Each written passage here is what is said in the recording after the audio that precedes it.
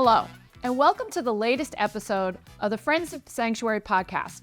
I'm Marianne Bartels, Chief Investment Strategist at Sanctuary Wealth. Today, I'm pleased to welcome our guests, Fran Byers, Managing Director and Head of Capital Markets at Cliffwater, and Bob Long, CEO of StepStone Private Wealth. Cliffwater and StepStone are considered leaders in the world of private markets, and I'm really looking forward to diving in with you guys today. So thank you so much for joining. Thank you. Now, the world of private markets is relatively new to the private wealth community, and the names of your companies are not yet household names. So I'd really like to ask each of you to explain your companies and what you do at those companies. So Fran, I'm going to start with you today. Sure. So Cliffwater was founded in 2004 by Steve Nesbitt, who's the CEO.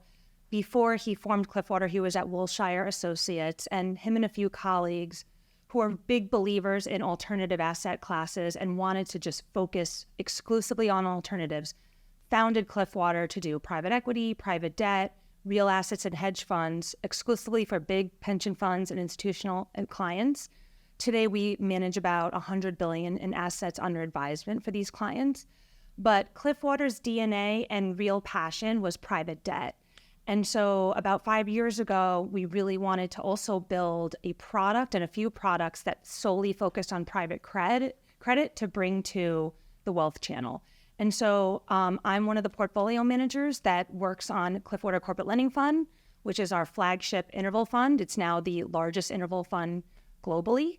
And we also launched a second interval fund called the Cliffwater Enhanced Lending Fund 2 years ago, which is at about $2 billion in AUM that focuses on the more esoteric parts of private credit like venture lending, ABL, and real estate lending. So I'm going to ask you, because this is a new word, at least even for my world where I come from, what is an interval fund? What is that? I know what a mutual fund is. I know what an ETF is. I know what a closed-end fund is. But I've never heard of an interval fund before. I was at a conference a couple weeks ago, and somebody said, you work at an integral fund? And I'm like, no, interval fund. But yes, so an interval fund, simply put, it's a mutual fund, but it's a continuously offered closed-end mutual fund. So what that means is every single day we can issue new shares, and investors can come in, but it's closed-end in that you can only exit the fund at regular intervals. So once a quarter, we offer to buy back 5% of net assets for people that want liquidity in the fund. But it's a registered fund, it's a 1940 Act fund, and it's ticker execution. So it's very easy. You can go on Schwab and Fidelity and buy it on the ticker. I've learned something new here today. And Bob, can you tell me a little bit about StepStone and what you do at the firm? Sure, and again, thank you for having us today. StepStone is one of the world's largest allocators to the private markets.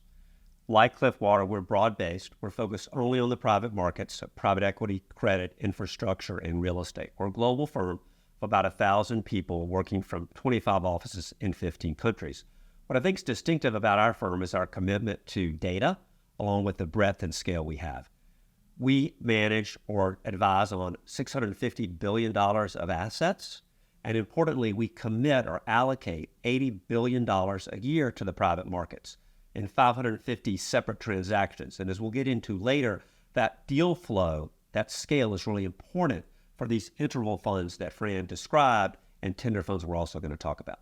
I lead our private wealth effort there, and our goal is to deliver the same investment content that StepStone does for the world's largest institutions and simply provide that in a package that works for individual investors and smaller institutions. Fran just talked a little bit about evergreen funds. Can you explain the evergreen funds that are on StepStone's platform?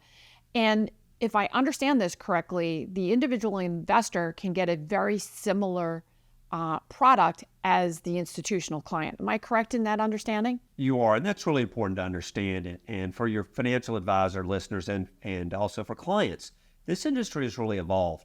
And today, the better funds, the better firms that are offered on the Sanctuary platform offer the same institutional caliber assets, the very same deals that are going into the portfolio of, I'll pick a client we can name, the United Nations Pension Plan, for example.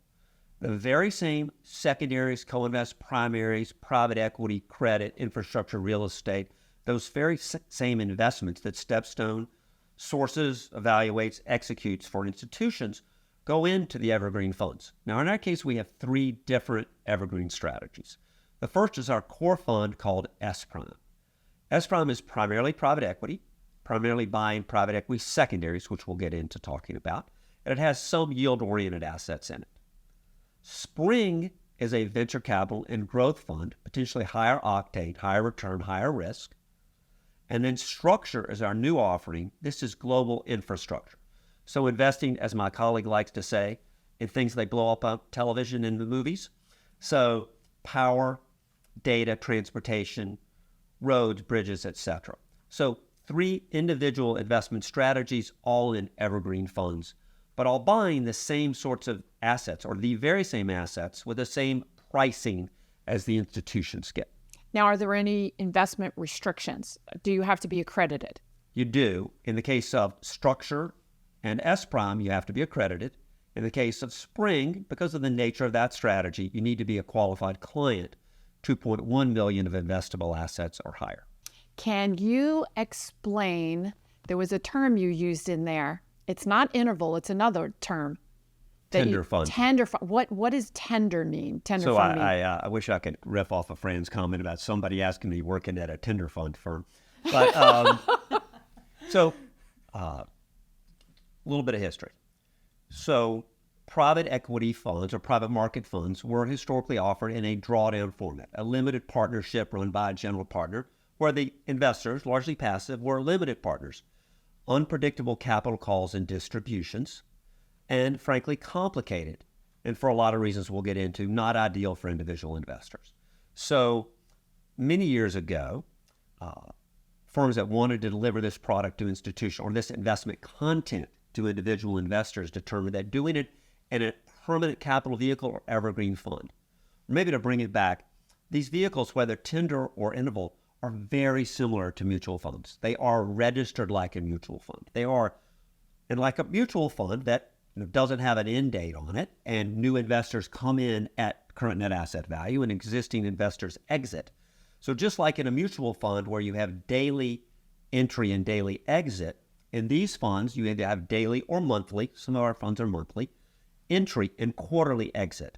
But the DNA, the infrastructure, the independent board, the regulation, the transparency, all of those are very, very similar to mutual funds. So that's what an evergreen fund means. So Fran, what are some of the investment structures you and your firm are offering, and how do investors actually get access? And what are any of the requirements that are needed? And is there a term, we just talked about it, evergreen. If you can talk about a little bit more what your evergreen world looks like, and can you explain what evergreen is on your platform? So when I was really trying to develop questions for our conversation today, this evergreen thing kept coming up, and I had to call one of our colleagues at our firm that's a specialist in AI, and I'm like, what is this evergreen thing? So you just explained it very well. So it's an umbrella term. Yes. For many different categories, right? Did I get that correct? Yes. So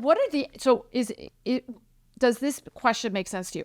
If I said, Fran, what are the evergreen structures you have on your platform? Is that a correct question? Well, for me, evergreen in the terms of funds is it's out there as semi-permanent capital indefinitely. So CCLFX and SELF together, you come into those funds on day one, you're going to get your full dividend yield. There's not this ramp up period and ramp down period. Instead, like a mutual fund, you can come into it any time and you can stay in that fund as long as you want. It has an evergreen life. So what are the name of your funds? So our first fund is Cliffwater Corporate Lending Fund. That is our flagship $18 billion in gross AUM interval fund. That does regular middle of the fairway direct lending. And then our second fund is the Cliffwater Enhanced Lending Fund that does more of the esoteric parts of private credit like venture lending, ABL. But Marianne, to your first question of the democratization of private credit and why we brought this product to market in the first place, I talked a little bit about how our DNA was on the advisory side of the business. We were helping big pension funds and institutional clients build portfolios within private credit. And what we noticed is if you're a big reputable pension fund, you're not paying rack rate fees. You're able to drive those fees down with your scale. You're getting discounts, you're getting GP stakes. And then on top of that, as a big investor, you're asking for fee-free co-investment in SMAs at no fee. Retail investors in the wealth channel was not getting the same access to the same level of product, the same level of manager and fee construct. And so our two interval funds is institutional grade interval funds that we've built for the wealth channel. The first one, CCLFX, does not have an accredited investor standard. So if we're on somebody's platform, they could put $1 in that fund. There's no net worth standards. You can come in and out of that fund. But you're coming into a very big, diversified fund that is built similar to how we would build a program for a large pension fund. So you're getting that benefit of us helping pick the managers, get the best investments in the market, getting them into the fund, and delivering it to retail investors in a very low fee, effective, and efficient structure. So I'm going to backtrack a little bit. Your world is credit. That's loans. Let's make it very simple. Loans have a yield on them. Correct. Now, you created this structure, this index, and I think you follow something like 3,200 different structures or something along that line. You're referring to the Cliffwater Direct Lending Index? Yes. So, and that has a yield on it? Yes. So for anybody to ever invest in any asset class in a meaningful way, our founder and CEO, Steve Nesbitt, had said, we need a benchmark. And very early coming out of the GFC or the Great Financial Crisis, when private credit really started to take off in that zero interest rate world and people were looking for yield, there really was no benchmark in direct lending. So how do you expect investors to want to allocate to an asset class that didn't have a benchmark, that didn't have something to measure a manager against? So you're like the S&P 500 for the private credit markets for our audience. Yes. So okay. we built this index in 2015 that goes back 20 years, and it shows the return performance, the loss performance through time, through multiple cycles of the direct lending asset class. And the findings of it are really, really compelling, specifically when you compare it to investment grade bonds, high yield bonds, equities. Direct lending offers much more stable and predictable and reliable returns through multiple cycles.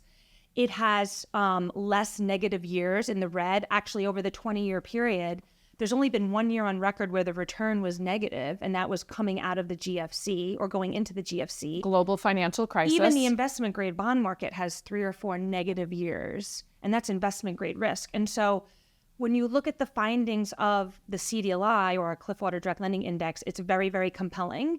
And we built Cliffwater Corporate Lending Fund, our interval fund, to mirror this index.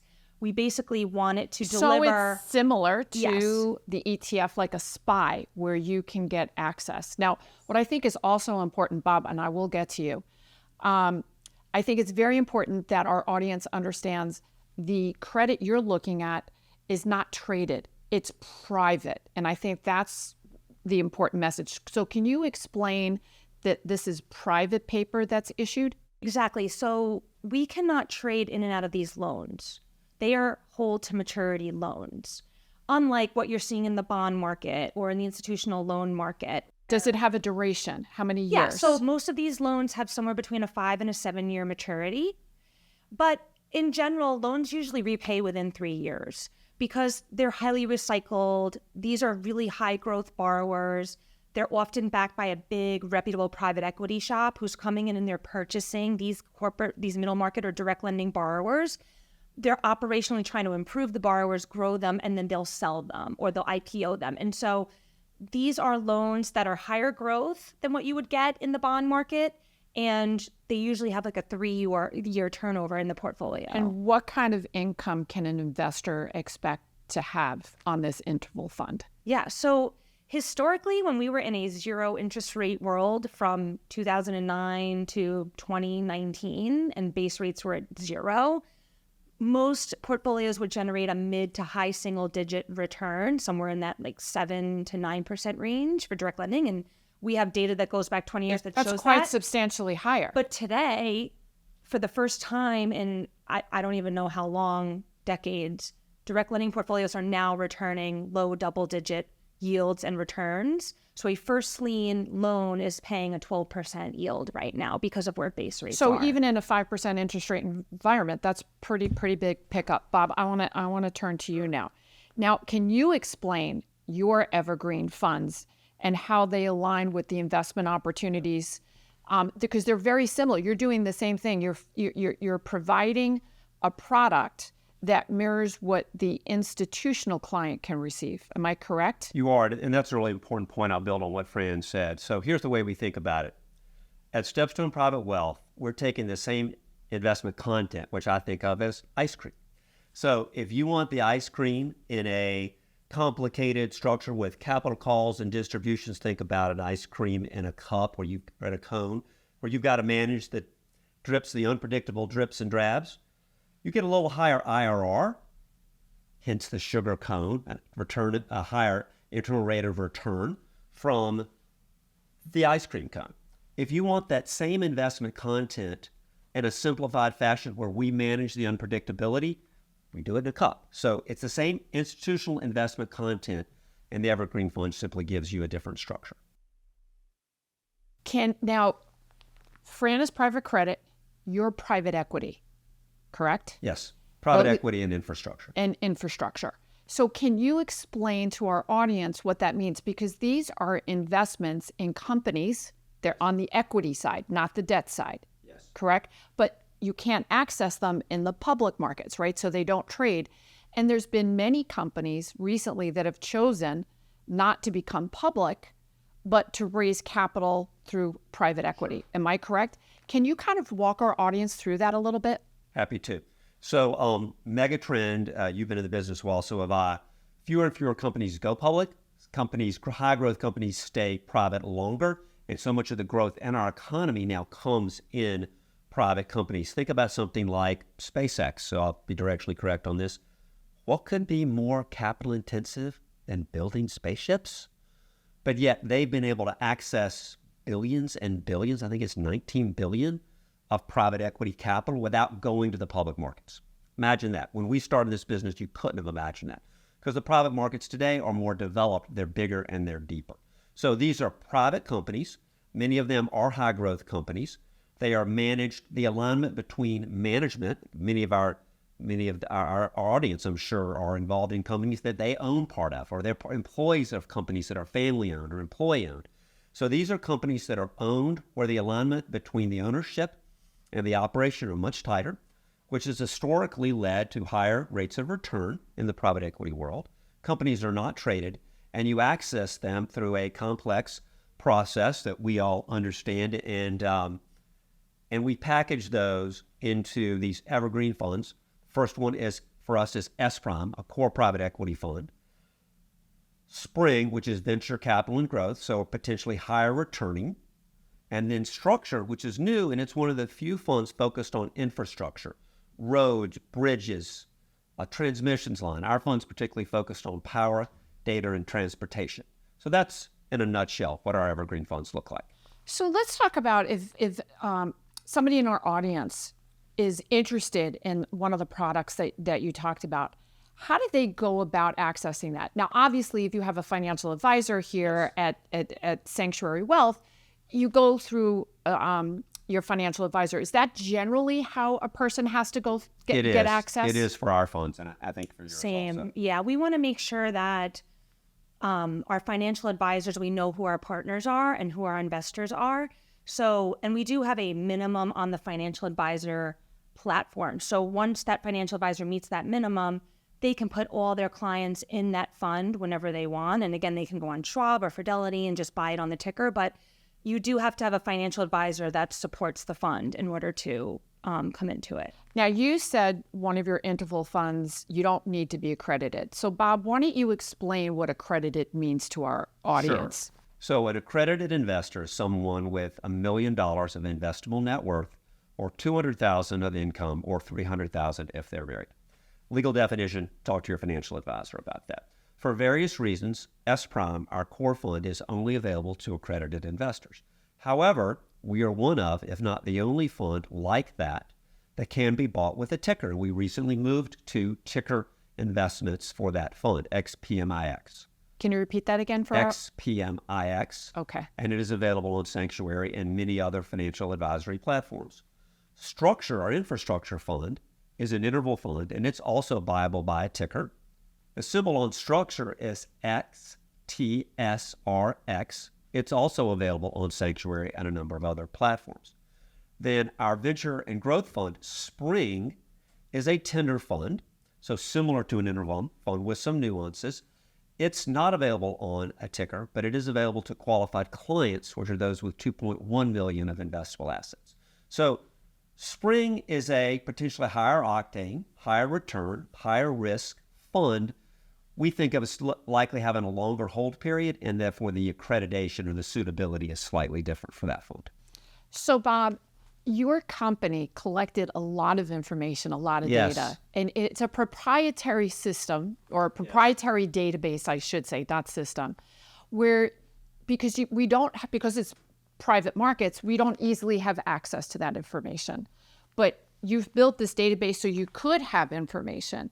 So how do you utilize this within your company? Sure. So data, we do believe, is one of our key competitive advantages. Our system is called SPY, StepStone Private Intelligence. It covers 84,000 private companies, 20-some thousand, 40,000 funds, and 20,000 general partners. So it's a highly encompassing system, private equity, credit, real estate infrastructure on a global basis.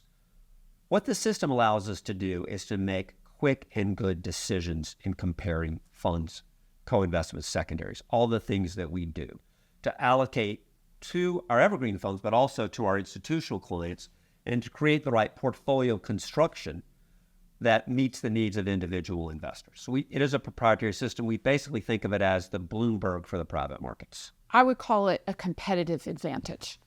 Thank you. So you mentioned secondaries. Yes. So you're in the secondary market. So can you explain to our audience what is this? What is it? What kind of investment is it? Or secondaries, you say, correct?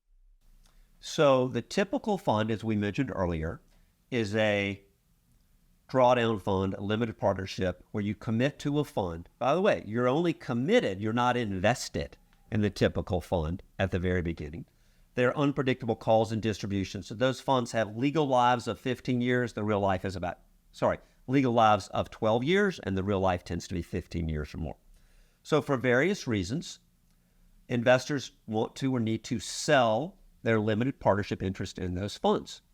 We buy those, along with our other parties, for a host of reasons. First of all, because the funds are more mature when you buy them later, the underlying assets are closer to their realization time, so the duration of the assets is shorter. So a fund might own 20 underlying private companies. You buy it 3 years into a 5-year investment period, and you're closer to realization. You also have less blind pool risk. When you commit to a new fund, you're generally committing to a blind pool. Overall, your fees tend to be lower. And so for a lot of reasons, secondaries are attractive to institutional investors broadly. But when you're creating an evergreen private equity fund, it's essential that you are very capable at acquiring secondaries in order to build a portfolio that has both return and also a shorter duration, the flip side of which is liquidity, to hit the 5% per quarter redemption requirement. Does that make sense? It does. So that was my next question. It's a great lead in. Since the private markets are not traded daily, liquidity can be an issue for clients. Yes. So you just explained that basically liquidity is not daily. And from what I've learned with talking with you, Fran and Bob, is different structures have different liquidity barriers. Is that correct? Yes. So you need to understand the structure you're buying. Would that make sense? It is. Anything you want to add on liquidity? Fran? So interval funds have to offer liquidity to keep their interval fund status, because we get a lot of questions on, well, can I get my money out? And whereas some of our competitor products, like a BDC, for example, they also may offer 5% per quarter redemption. So we offer to buy back 5% of NAV each quarter. They don't have to buy 5%. They can decide we don't want to. Their board can say we don't. So they can limit people from getting their liquidity. And so that's what we really like about the interval fund structure is we feel with confidence we can tell our investors, no, we are set up to have 5% of cash on hand every quarter to ensure that we can buy back those shares every quarter. And if you look at interval funds through time, that 5% per quarter, which is 20% per year, is pretty good in the terms of usually most interval funds are below that 5%. It's enough liquidity for the space to get their money out when they need to. So I'll counter that. What happens if the ask is bigger than 5%? Yeah. So during periods of extreme market dislocations, we'll put COVID out there as an example where there was a lot of panic in the market. We saw a lot of interval funds, including our own, have redemption requests go above the 5%. So everyone puts in their order, and what we do is we serve those orders on a pro rata basis. So if the requests are 100 million, but we only have to buy back 75 million, that 75 million pro rata will go back to the investors, and then they have to next quarter ask again. Is it like first come, first serve? No, it is not first come, first serve. So everybody gets their piece out pro rata. So if it's 100 million requests and we can only have to buy back 75 million, so they only get a portion they'll of get 75% of their dollars out. And then next quarter they can ask again, and they'll probably get redeemed what they asked for that following quarter. Got it. Do you have anything to add, Bob? I do, and this is an important conversation, but I'd like to turn it around. So what investors and financial advisors really need to understand is that we are investing in illiquid assets. We are seeking to get the return premium of illiquid assets and the diversification benefits of illiquid assets. So we are not magicians. And so we have to provide a limit on liquidity. If you compare, the important thing that I think is often lost is if you compare redeeming from a evergreen fund with the pro rata portions, typically 5% per quarter, or typically 5% offered, and if it's oversubscribed, the pro rata, to owning these assets individually, if you own a regular way drawdown fund through a large private bank, and you decide you don't want to be in that anymore, maybe you had a feeder fund into a well-known private equity manager, there's lots of those out there, you have essentially no liquidity. If for whatever reason you were able to sell it, it would take you months, you would be paying legal fees, and you'd get a discount to net asset value, which, by the way, we'll come back to that.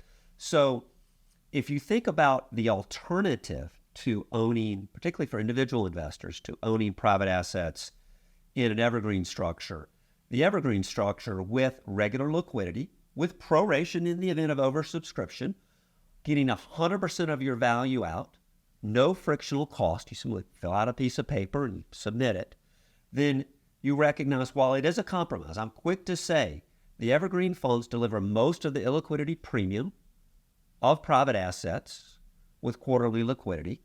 It is a compromise in comparison to, or it sits between a regular way drawdown fund with which is a 15-year marriage, or a public security you can trade every day. It sits between, but in our view, when investors really understand the pros and cons, we think it's a really interesting solution in order to get access to the underlying returns in a structure that makes sense, that provides some liquidity. So, do you want to add something? The only other thing I was going to say is we communicate with our clients that it is a long-term investment. If you're coming into direct lending or you're coming into private assets, most of our clients have 60-40 portfolios. They have a heavy amount of equities and bonds.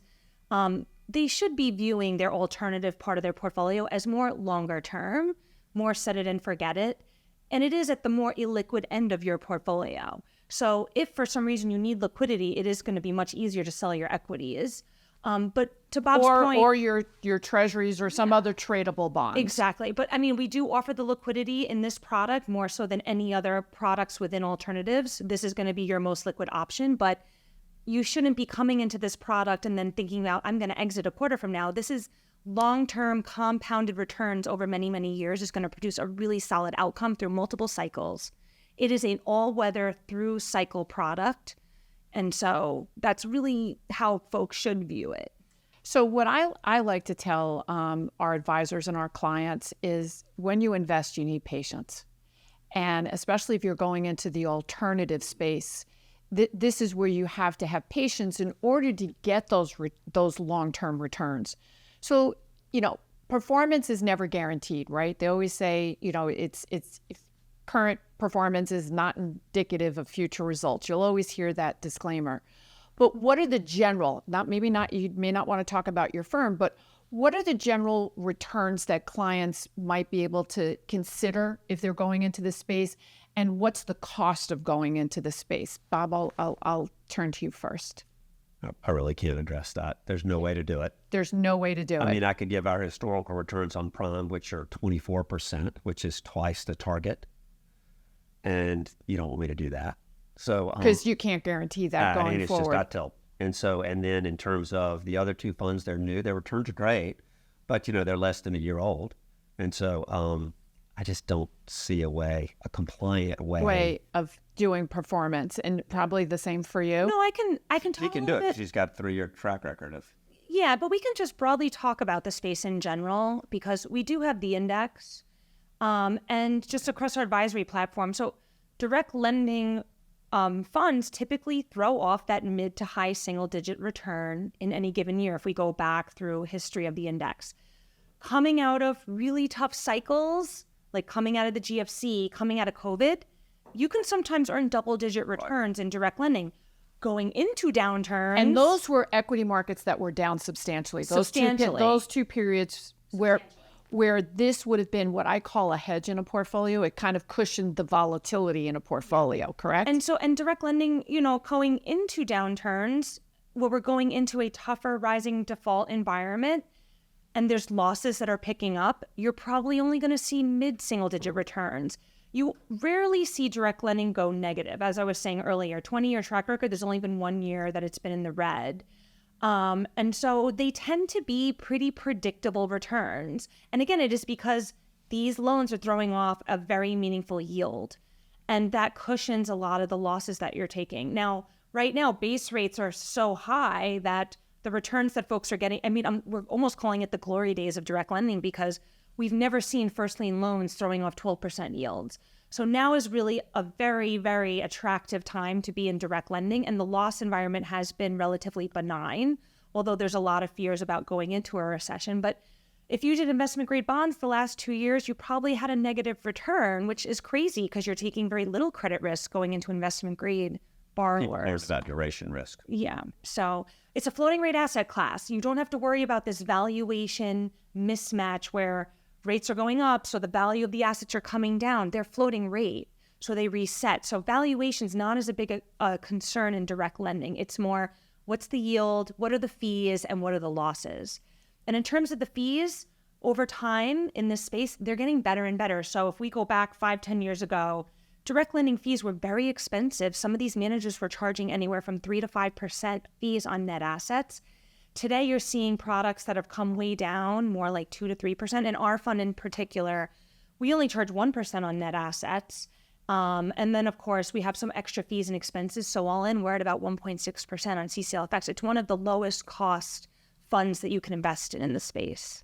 So we've covered a range of topics today, and both of you have been terrific in really defining each of your spaces, because I think that's what our audiences need is that granular understanding.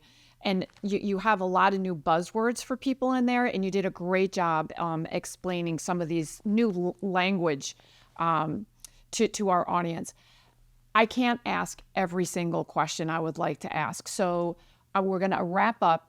And I'm going to ask you, what did we not talk about that you think is really important for our audience to know? And Fran, I'll start with you.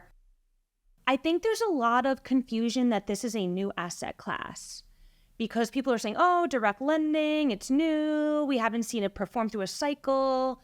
The truth is that we are lending to borrowers. We are lending to corporates and middle market borrowers, and banks, insurance companies, finance companies, and asset managers have been doing this for decades and decades and decades. This is a long-running asset class. And what I will say is, with each passing decade, the asset managers and the players that are doing this are getting bigger and better. And we have real tailwinds in our space right now where we're seeing a lot of deals leave the public markets and they're coming to private markets, because these managers they're raising a lot of money, but they're growing their hold size. They can do bigger deals. And so over time, with each passing 5-10 years, the space is only becoming higher quality, better, best-in-class asset managers coming into the space, and it has a really long tailwind and future ahead of it. And I think what our audience really needs to know is a bank may issue a loan, but it doesn't necessarily keep it on its books. It goes out sometimes to the private market. Is that correct? Yes. So what I like to get across is the direct lending market has much better alignment than what you're seeing in the public markets, because an investment bank that underwrites a loan to sell it off to investors, an investment bank that's underwriting a bond deal to sell it off to investors, they're relying on trading liquidity for risk management. No one has skin in the game. They're trading the loans around and the investment bank doesn't hold any of it. There is no scenario where that results in a better outcome in terms of performance than in the private markets, where you have to get it right on the first time. You have to do deep and heavy diligence. You have to have sector expertise. You need to have good partners in private equity shops that are reputable, that you're working with, that are well capitalized. There's a formula for this having success that managers are doing. They're focused on defensive companies that they want to hold through a cycle, because we can't time the market. Whether it's a good economy or a bad economy. We can't time the market, and we can't decide when these loans are getting repaid. And we have to just make the best investments regardless of what's going through the cycle. And these managers are stress testing these loans, and they're holding loans that they really feel are high quality. And that is always going to result in a better performance than what you're going to see in the public markets, where there is no skin in the game. Now, Bob, I'm going to give you last words. Sure. What did we talk about that you think our audience should really know about StepStone? Well, I'm going to build on what Fran said and go a slightly different direction. What audience should understand is we're not only in the democratization phase, I would argue we're in the institutionalization of the democratization phase. So as Fran mentioned, products today are so much more similar to the same investments that the world's most sophisticated and largest endowments, foundations, et cetera, are investing in. And so as you evaluate financial advisors or clients, as you evaluate these products, you should be asking yourself, is it the very same investments that the institutions are receiving? What is the allocation policy between the evergreen fund and the institutions? What is the liquidity mechanism? How are the assets valued? And then finally, what are the fees? Are they fair and reasonable, and are they transparent? So I'll put all that against the matrix of what we seek to do as StepStone Private Wealth, which is to be convenient, easy to do business, efficient, inexpensive, transparent, no surprises. If you look for those three things when you evaluate an evergreen fund, I think you'll find the right ones. Fran, Bob, I want to thank you both for joining me here today. It has just been such a delightful and educational conversation on the private markets. Thank you so much for having us. We're really appreciative to be here. My pleasure. Thank you. And I want to thank you, the audience, for joining us today.